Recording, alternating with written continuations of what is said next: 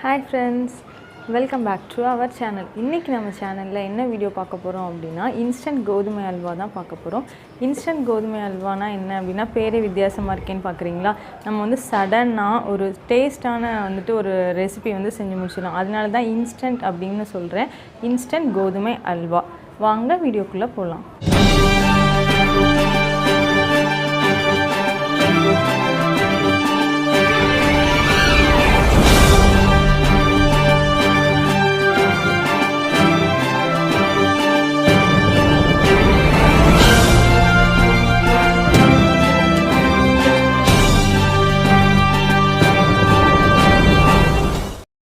இந்த இன்ஸ்டன்ட் அல்வா பண்ணுறதுக்கு என்னென்ன பொருட்கள்லாம் வேணும் அப்படிங்கிறத நான் சொல்கிறேன், வாங்க பார்க்கலாம்.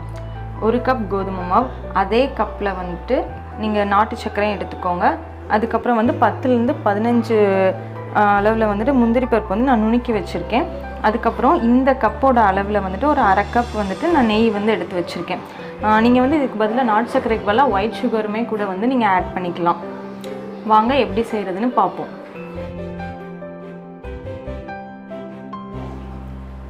ஃபஸ்ட்டு ஒரு பேனில் சூடானோடனே 1 டேபிள் ஸ்பூன் மட்டும் ஃபஸ்ட்டு நெய் ஊற்றுறேன்.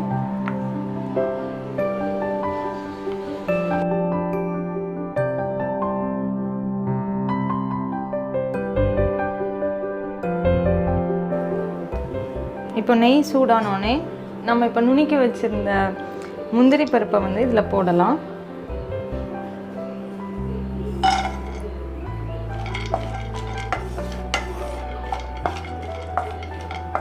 இது லைட்டாக ப்ரௌன் ஆகிற வரைக்கும் கொஞ்சம் ரோஸ்ட் பண்ணுங்கள், அப்புறம் எடுத்து வச்சுக்கலாம்.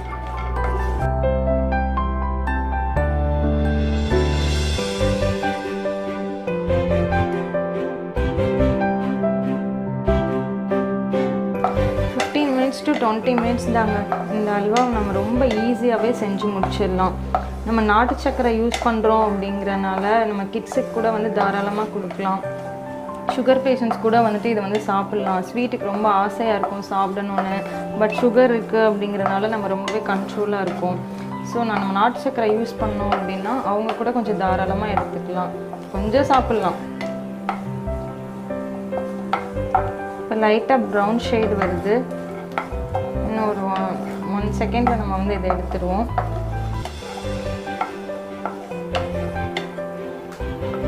இப்போ அதே பேனில் மீதி வச்சிருந்த நெய்யை உருக வச்சிடலாம்.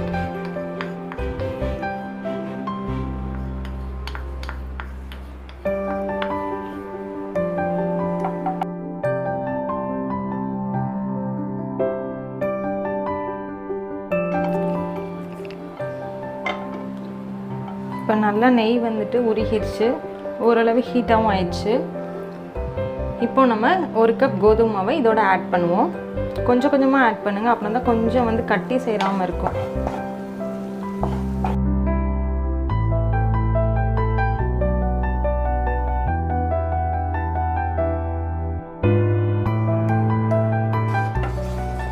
இந்த மாதிரி கட்டி பிடிக்கிறதெல்லாம் நீங்கள் கிண்டி விட்டு அப்படியே பிடிக்க விடாமல் ஃபஸ்ட்டே இப்படி கிண்டிகிட்டே இருங்க.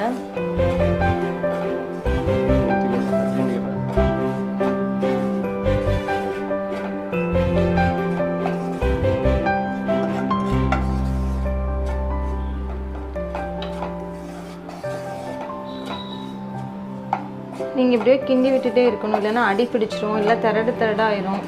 ஸோ நீங்கள் இப்படி கிண்டி விட்டுட்டே இருங்க.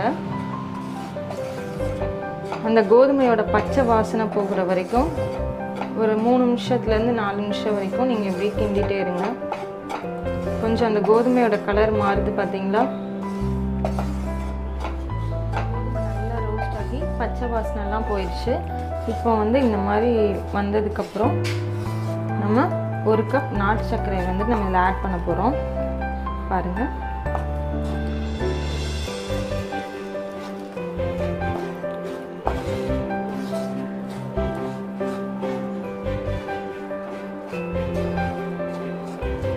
நாட்டு சர்க்கரை போட்டோன்னே கொஞ்சம் இப்படி திரளாக தான் வரும்.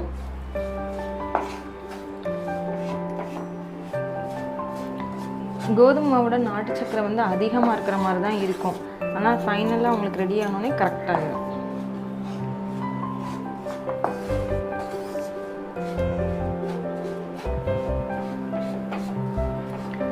நாட்டு சர்க்கரை வந்து கொஞ்சம் கொஞ்சமாக ஆட் பண்ணி நீங்கள் இந்த கோதுமை மாவோடு அப்படியே வந்துட்டு சேர்த்து விடுங்க.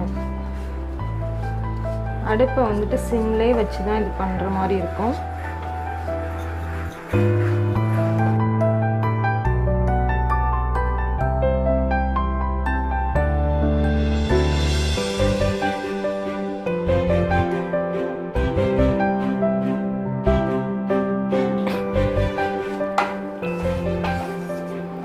நீங்கள் இந்த நாட்டு சர்க்கரைக்கு பதிலாக ஒயிட் சுகர் இல்லை ப்ரௌன் சுகர் கூட யூஸ் பண்ணிக்கலாம். அதுவும் நல்லா தான் இருக்கும்.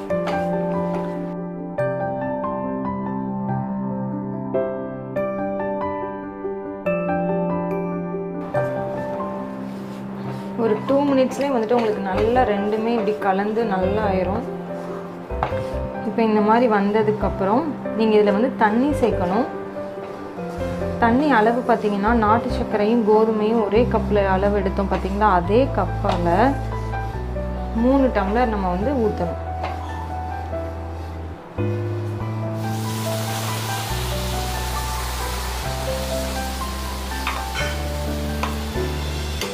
இங்க பாருங்க.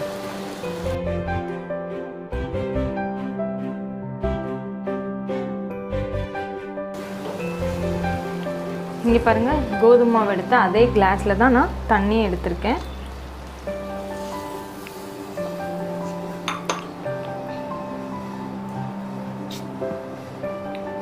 இது 3 கப் வந்து ஊற்றணும்.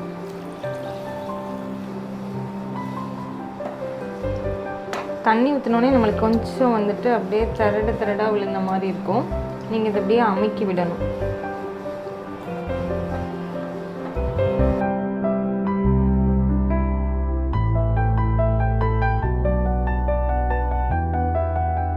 தண்ணி ஊற்றி கொஞ்சம் வேக ஆரம்பிச்ச உடனே அப்படியே உங்களுக்கு இப்போவே ஸ்மெல் சூப்பராக வருதுங்க. அந்த கோதுமை அந்த வேகிறதோட ஸ்மெல் அந்த நாட்டு சர்க்கரையோடு சேர்ந்து செம்மையாக இருக்குது. சின்ன பிள்ளைங்களாம் உண்மையிலே விரும்பி நல்லா சாப்பிடுவாங்க. சின்ன பிள்ளைங்க வீட்டில் வச்சுருக்கிறவங்க வந்து இந்த மாதிரி இப்போ லாக்டவுன் சமயத்தில் வந்து வெளியில் நம்ம எதுவும் ஸ்நாக்ஸோ ஸ்வீட்டோ வாங்குறதுக்கு கொஞ்சம் பயமாக இருக்குது. ஸோ இந்த மாதிரி ஐட்டம்ஸ்லாம் நம்மளே செஞ்சிடலாம்.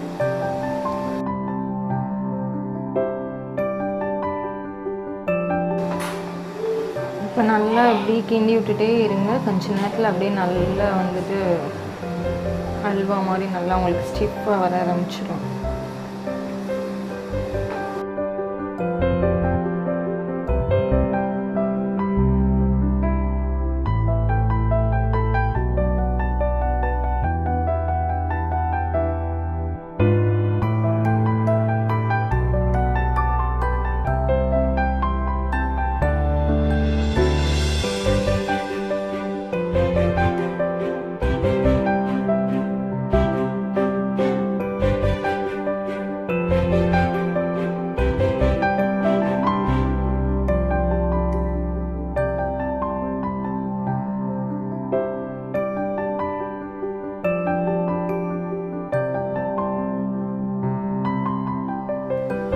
ஒரு 5 நிமிஷத்துலேயே பார்த்தீங்கன்னா நல்லா அப்படியே ஒரு அல்வா பதத்துக்கு வந்துச்சு பாருங்கள். அப்படியே கிண்டி விட்டாலே அப்படியே தெரியுது உங்களுக்கு. அப்படியே அந்த பேன்லேயே ஒட்டாமல் எவ்வளோ அழகாக வருது பாருங்கள்.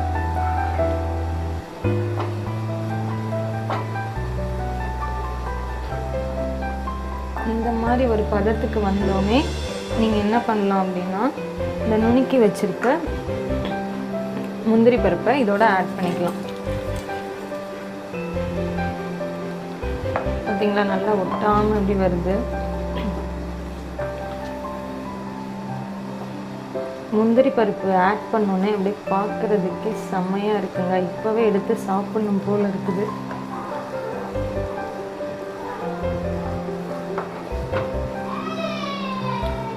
நீங்கள் இந்த முந்திரி பருப்பை வந்துட்டு முழுசாக கூட போட்டுக்கலாம். எப்படி நுணுக்காமல் முழுசாக போட்டோன்னா சின்ன பிள்ளைங்க சில நேரம் வந்துட்டு எடுத்து வச்சுருவாங்க அதை சாப்பிடாம.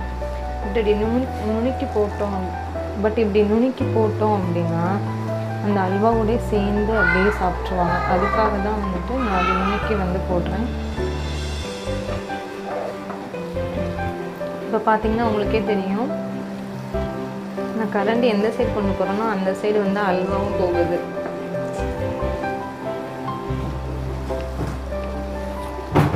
பாருங்கள், பேனோட ஒட்டாமல் அப்படியே நல்லா வந்து வருது.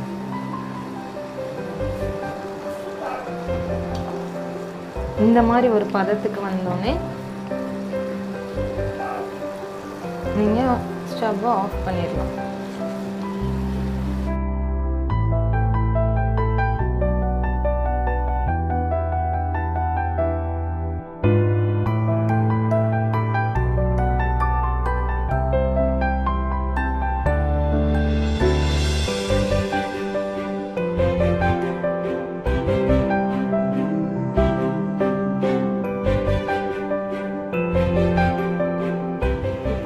நம்ம செஞ்ச அல்வாவை டேஸ்ட் பண்ணி பார்க்கலாம் வாங்க.